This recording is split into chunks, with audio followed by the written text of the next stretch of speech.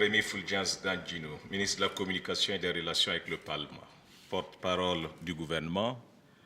Aujourd'hui, 3 mars 2016, se tient ici dans la salle de conférence du ministère des Affaires étrangères, de la coopération et des Burkinabés de l'extérieur, le premier point de presse du gouvernement, Paul Kaba-Thiéba. Au titre des invités, vous avez à vos côtés Monsieur le ministre de la Justice, des Droits humains et de la Promotion civique, garde des Sceaux, Monsieur Bessolé Rémy Bagoro, Monsieur le ministre de la Fonction publique, du Travail et de la Protection sociale, Monsieur Pegdouende Clément Sawadogo, et Madame la ministre de la Femme, de la Solidarité nationale de la Famille, Madame Laure Zongo Yen. Ce point de presse a pour objectif d'échanger sur les sujets majeurs du moment et avec vous, vous avez pratiquement l'ensemble des professionnels des médias, de la presse écrite et de l'audiovisuel de notre pays. Et avec votre autorisation, voici comment va se dérouler le point de presse.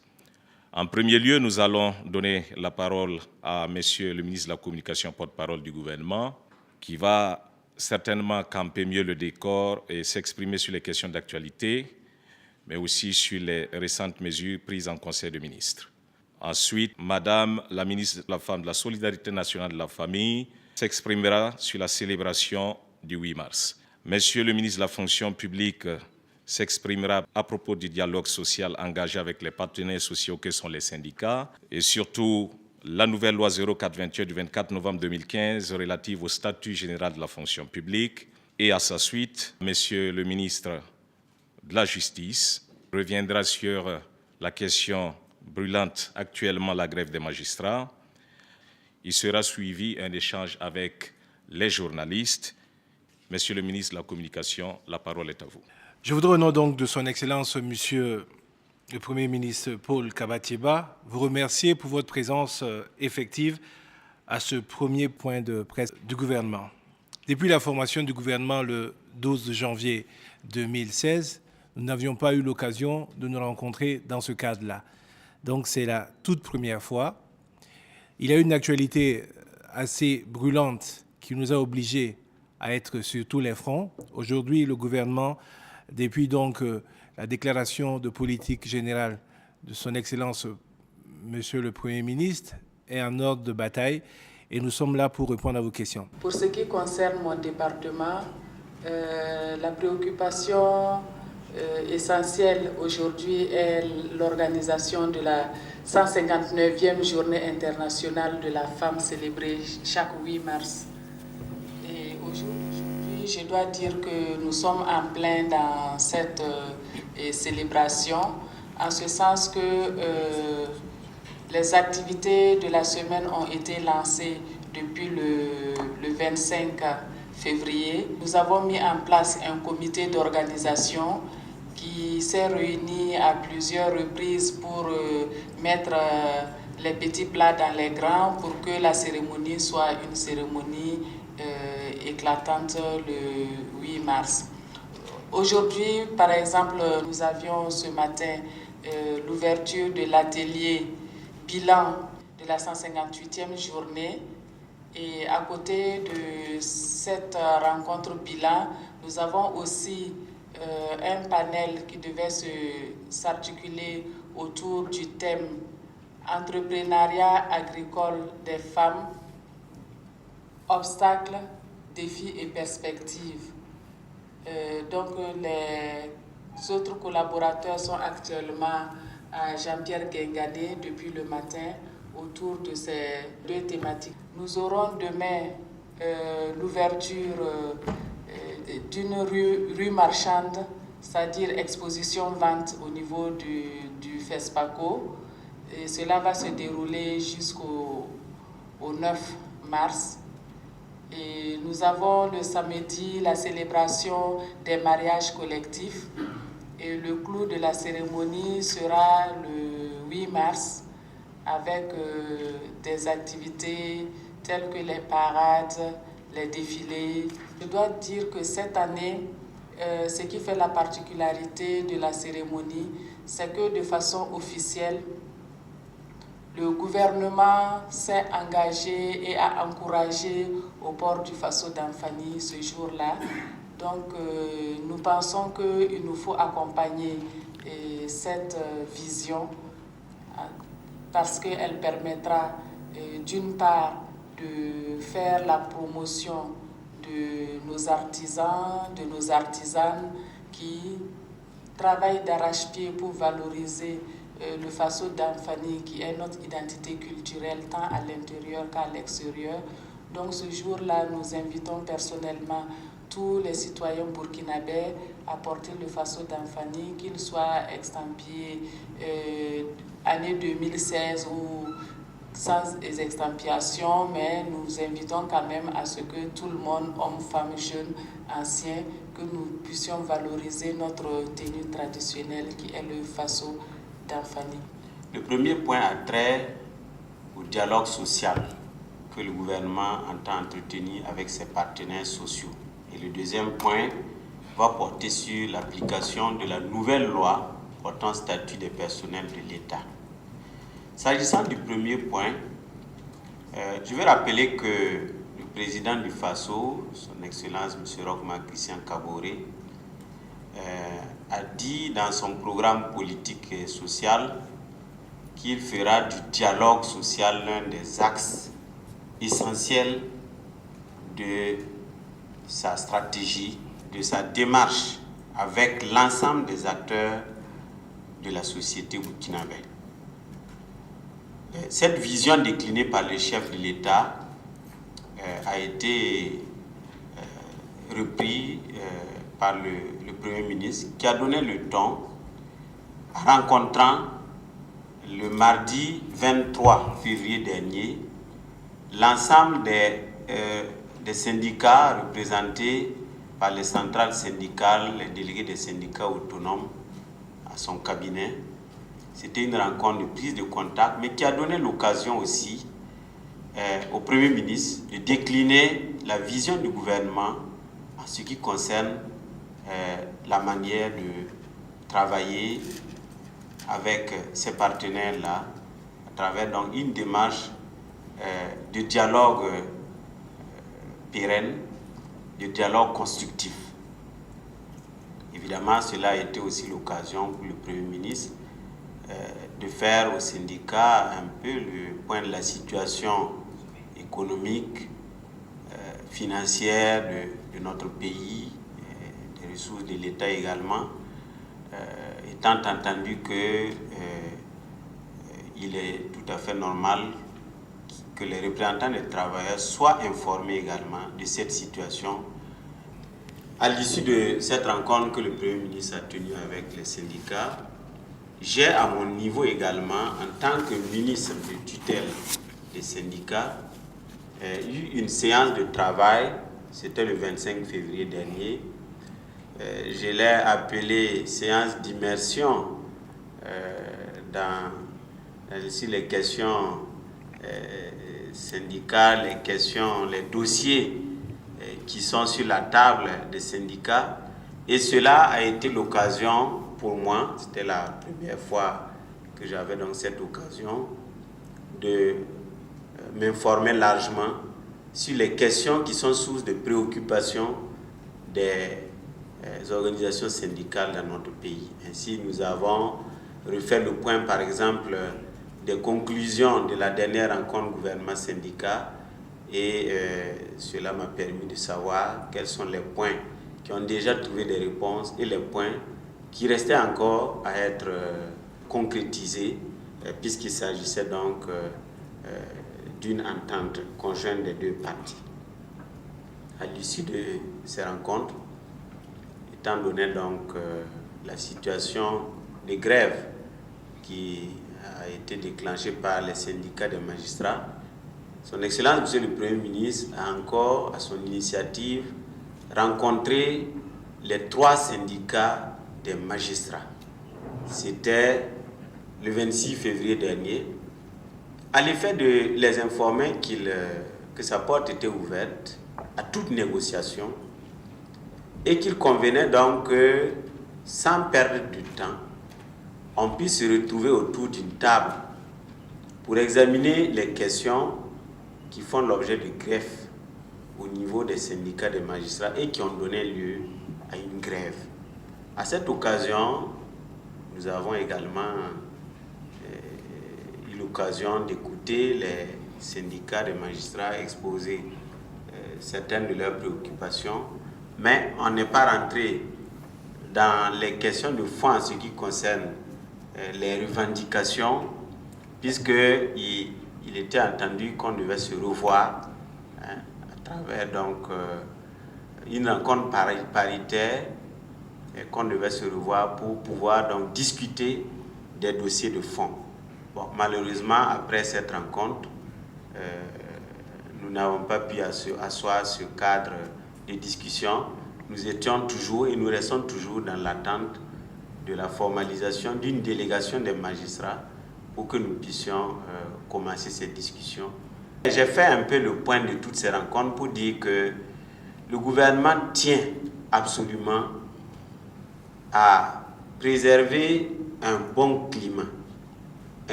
cordial, un climat serein, un climat de paix avec tous les partenaires sociaux, avec tous les acteurs sociaux de notre pays. Et pour cela, en tout cas, il tend la main à tout le monde, à toutes les organisations syndicales,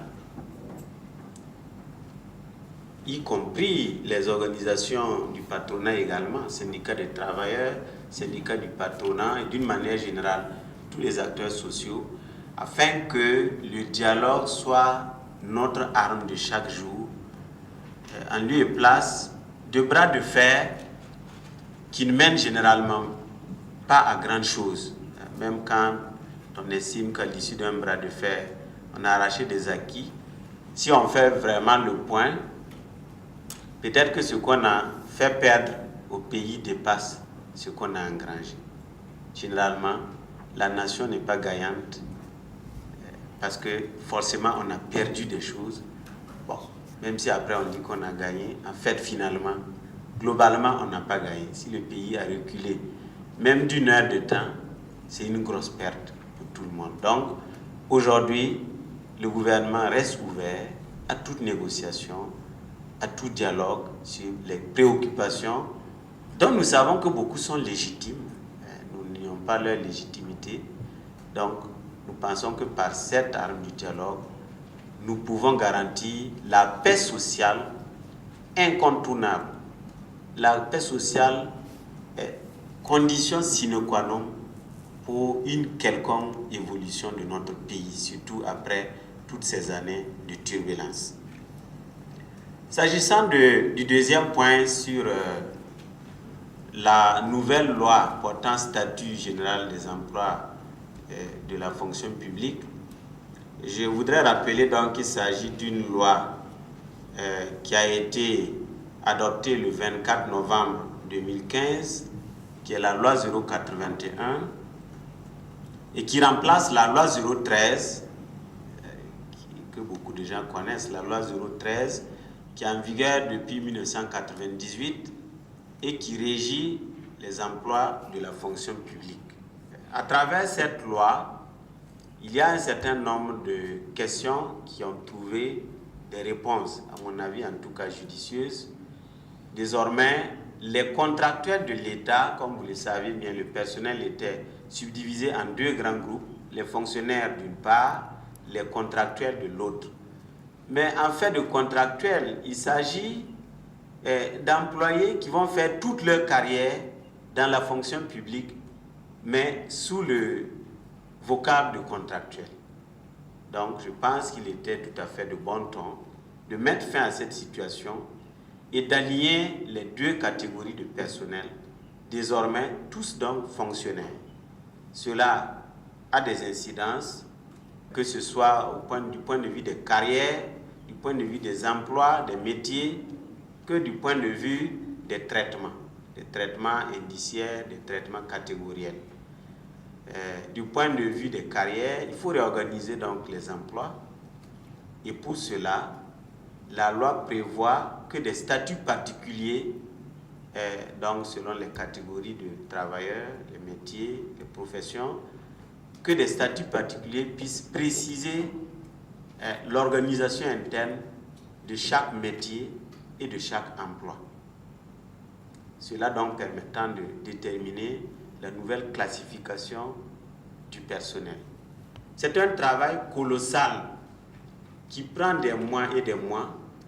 Au total, nous avons estimé à 100 de décrets d'application qu'il faut pouvoir prendre. Et la loi, en son article 203, a fixé un délai, pour compter de sa date d'entrée en vigueur, un délai d'1 an pour prendre tous les textes d'application. En conséquence de cela, nous avons adopté un chronogramme de mise en œuvre, d'opérationnalisation de la loi, qui donc nous permet d'étaler toutes les actions qui vont de maintenant jusqu'à la fin 2016 pour pouvoir donc prendre tous les actes nécessaires. C'est un travail colossal. En d'autres temps, ça aurait pu être fait en 3, 4 ou 5 ans, mais nous devons nous conformer à la loi et donc nous allons nous battre comme il faut pour pouvoir donc pouvoir gérer tout ça dans le cadre de l'année. Maintenant, il y a les incidences financières. Évidemment, ce côté intéresse également les travailleurs parce que, en effet, en faisant l'alignement des deux catégories de personnel, il faut tirer le niveau de rémunération des fonctionnaires pour atteindre celui des contractuels qui était légèrement plus élevé. Donc, le reversement des catégories pour faire cette harmonisation entraîne une incidence budgétaire de 19 milliards 997 millions 11 115 francs CFA. Donc ça, c'est l'estimation qui a été homologuée par le ministère de l'Économie et des Finances. Nos services ont travaillé ensemble. Je vois qu'il y a des petites polémiques autour des chiffres. Il n'y a aucune polémique. Ce sont les chiffres officiels que je vous donne, les chiffres réels. 19 milliards 997 millions 11 115 francs CFA. Ça, c'est l'incidence financière des reversements.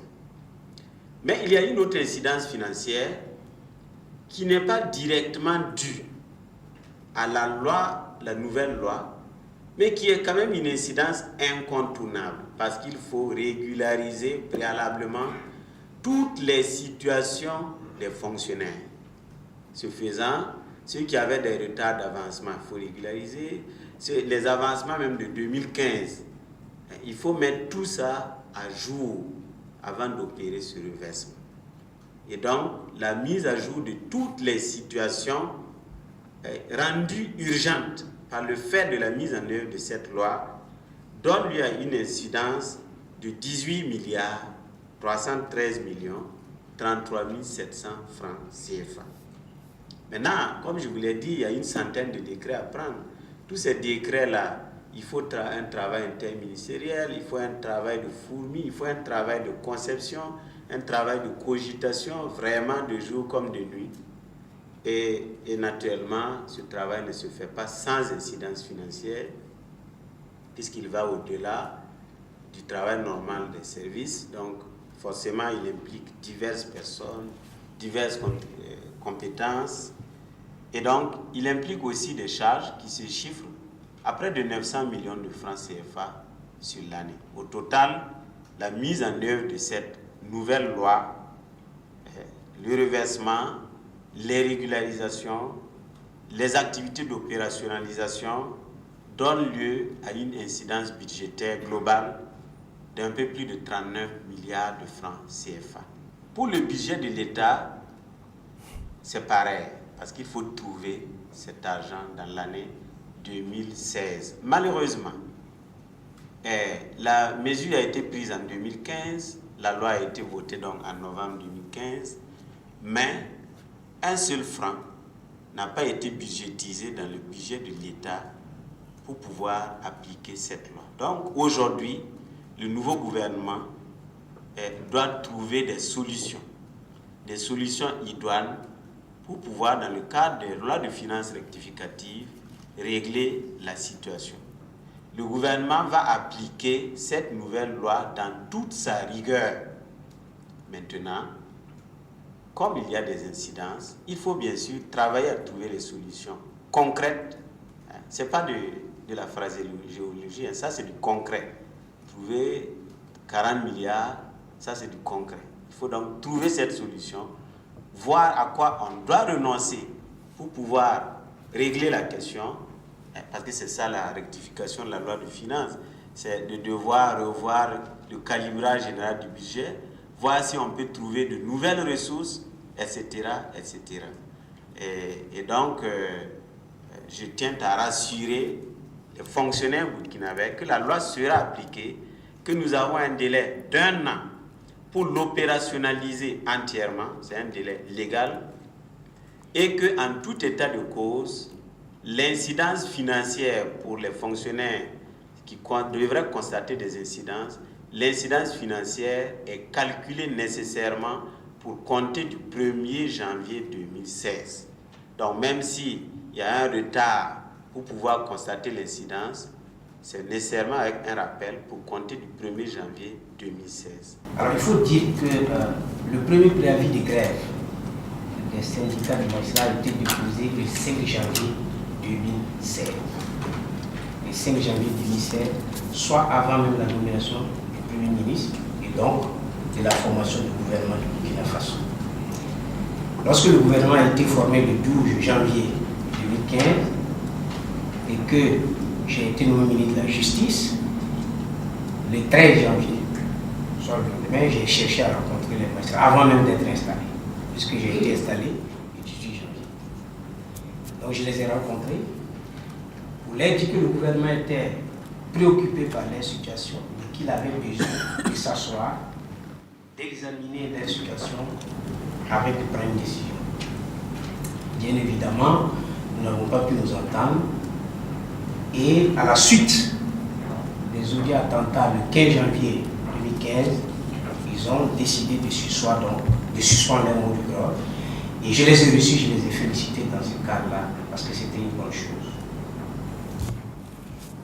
Le 3 février 2016, j'ai encore rencontré chaque syndicat à part. Et au cours de chaque rencontre, j'ai encore réitéré le fait que le gouvernement ne remet rien en cause, comme l'a dit le ministre de la Communication, mais qu'étant arrivé à la suite d'une élection, il avait besoin de s'asseoir et d'analyser les dossiers. Donc, le même langage que le 13.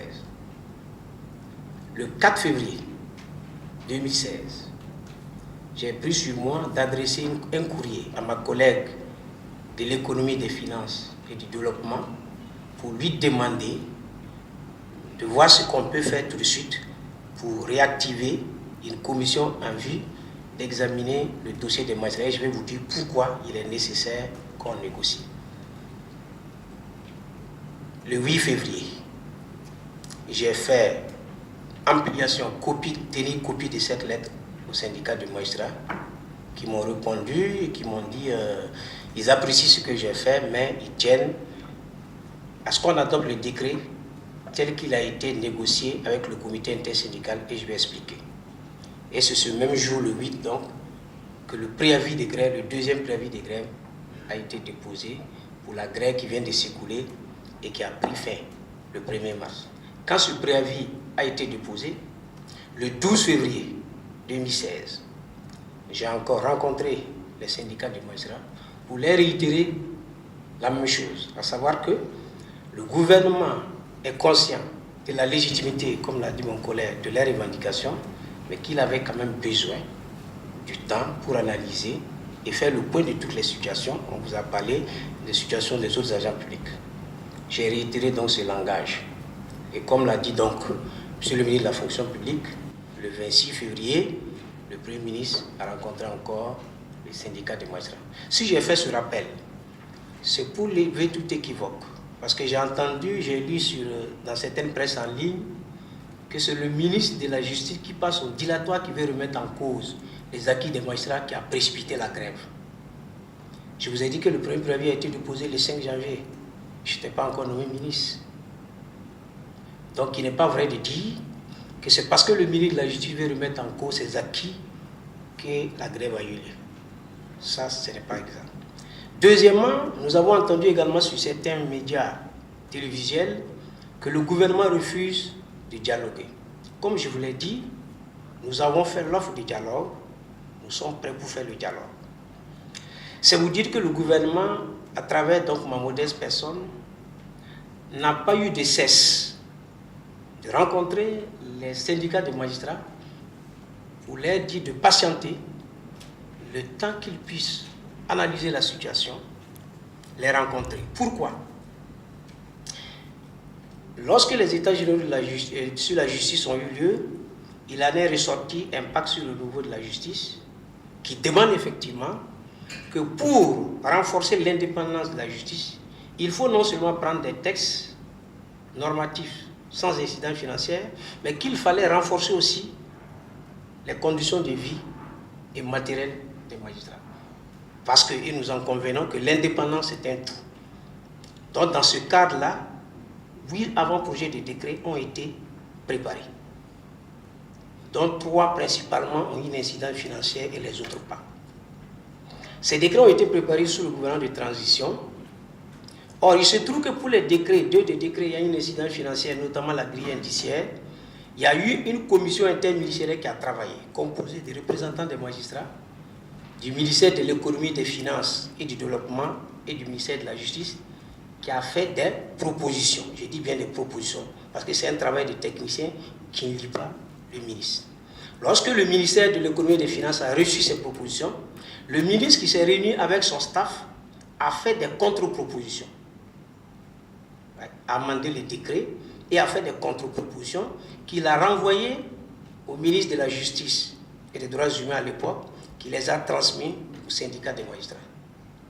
Ceux-ci donc ayant pris connaissance de ces amendements qui manifestement réduisaient considérablement certains avantages qui avaient été concédés, ont écrit pour dire qu'il n'est pas question qu'on remette en cause le travail du comité interministériel qu'ils appellent consensus. C'est sur ces entrefaits que le ministre de l'économie et des finances, le 23 décembre 2015, vers la fin du gouvernement de transition, a amené ce dossier-là. Et le décret qu'il avait proposé, c'est le décret qui prenait en compte les amendements qu'ils avaient faits. Et comme les syndicats des magistrats avaient écrit pour dire, soit on adopte le décret dans les termes tels qu'ils l'ont fait avec le comité intersyndical, ou on n'adopte rien du tout. Et que deuxièmement, soit on adopte le 8 décrets, ou on n'adopte aucun décret. Le gouvernement, donc, étant vers la fin de sa mission, a accepté en disant, bon, puisqu'il n'y a pas d'accord sur les 2 décrets incidents financiers et que le magistrat demande à ce qu'on n'adopte rien du tout, nous allons renvoyer le dossier aux futures autorités qui, certainement, pourront discuter et avoir le consensus. Voilà ce sur quoi les autorités de la transition et les syndicats se sont séparés. C'est dire que lorsque le nouveau gouvernement arrive, il est nécessaire que les points sur lesquels on n'a pas pu s'entendre, notamment les 2 décrets incidents financiers, on puisse remettre ça au goût du jour. Tout justement qu'il était nécessaire de vous rappeler pourquoi chaque fois je disais que le gouvernement avait besoin de s'asseoir, d'analyser, puisqu'il est venu trouver qu'il y a 2 décrets sur lesquels il n'y a pas eu d'accord. Je crois que la moindre des choses, c'est qu'on reprenne les négociations et maintenant que chacun fasse ses propositions. Je voudrais terminer en disant que tout ce que j'ai dit, chaque fois que j'ai rencontré les magistrats et dans mes discours, vous pouvez vérifier, il n'a jamais été question de remettre en cause l'indépendance de la magistrature. Il n'a jamais été question de remettre en cause le bien fondé des revendications. Nous avons parlé d'opportunité.